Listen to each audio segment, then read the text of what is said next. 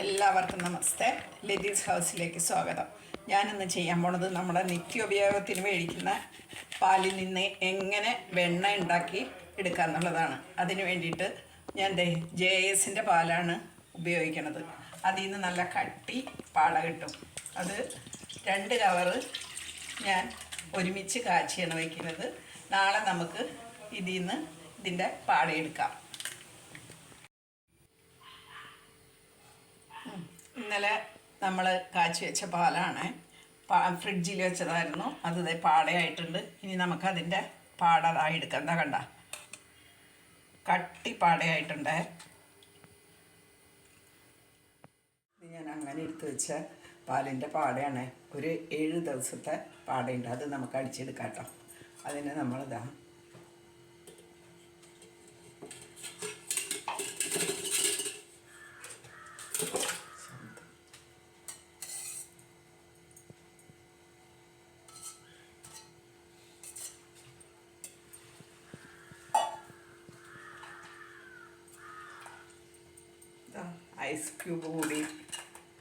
Ice cube കൂടി ചേർത്തിട്ടാണ് ഞാനിത് അടിച്ചെടുക്കുന്നത്. നല്ല തണുപ്പ് കിട്ടാൻ വേണ്ടിയിട്ടേ, വെണ്ണ പെട്ടെന്ന് നമുക്ക് കൈ കിട്ടാൻ വേണ്ടിയിട്ട്.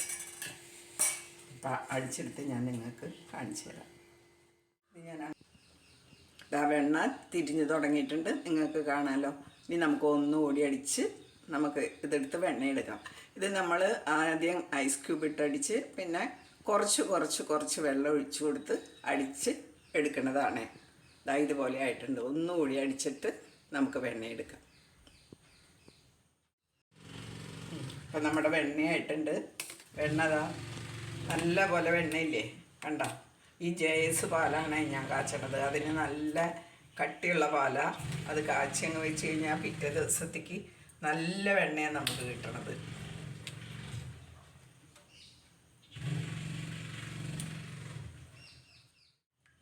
ഇത്രയും വെണ്ണ നമുക്ക് കിട്ടിയിട്ടുണ്ട്.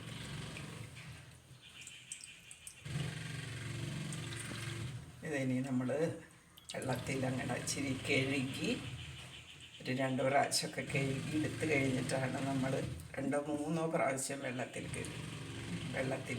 ഇരിക്കട്ടെ. ഇപ്പം ഇത് നമ്മൾ നല്ല പോലെ കഴുകിയെടുത്തതാണ്. കഴുകിയെടുത്ത വെണ്ണ ഇത് നമുക്ക് നല്ല കട്ടിയുള്ളൊരു നോൺ സ്റ്റിക്ക് പാത്രത്തിലേക്ക് മാറ്റാം. നമുക്ക് ആവശ്യത്തിനുള്ള വെണ്ണ നമ്മൾ എടുത്ത് വെച്ച് കഴിഞ്ഞിട്ട് നമുക്ക് ഉരുക്കി നെയ്യാക്കാം. ഞാനിവിടെ ഇടയ്ക്കിടയ്ക്ക് ഞാൻ ചെയ്യണതാണ്. കഴിഞ്ഞ പ്രാവശ്യം ഉരുക്കി നെയ്യ.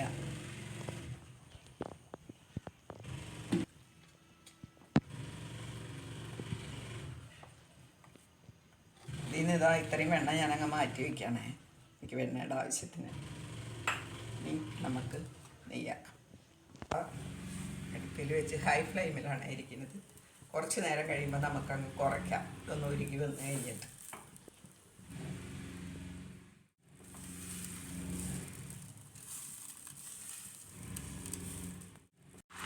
വെണ്ണ മൊത്തം ഇപ്പോൾ ദാ ഉരുകിയിട്ടുണ്ടായി. ഇനി നമ്മൾക്കൊരു മീഡിയം ഫ്ലെയിമിൽ വെച്ചിട്ട് ഇത് നമുക്ക് ഇളക്കി ഈ പാതയൊക്കെ ഒന്ന് വറ്റി കഴിയുമ്പോൾ നമുക്ക് എണ്ണ ശരിയൊക്കെ എടുക്കാം. തീ ഇച്ചിരി കുറച്ച് വെക്കണം, എന്നിട്ട് ഇളക്കണം. ഈ പാതയൊക്കെ ഒന്ന് വറ്റി വരണം. അപ്പോഴത്തേക്കും നമുക്ക് ഇത് പാകാവും.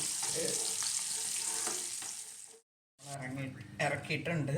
ഇനി നമുക്ക് ഇതരിച്ച് എടുക്കാം. നമ്മളിത് ഇത് അരിച്ചെടുക്കുകയാണേ.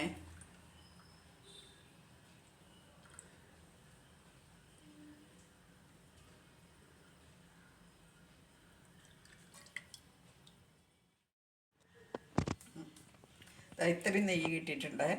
ഞാൻ ഈ നെയ്യ് ഉണ്ടാക്കി കഴിയുമ്പോൾ ഒരു 3-4 മണി കുരുമുളക് ഇട്ട് വയ്ക്കുക. നിങ്ങളും ഒന്ന് ഉണ്ടാക്കി നോക്കണേ.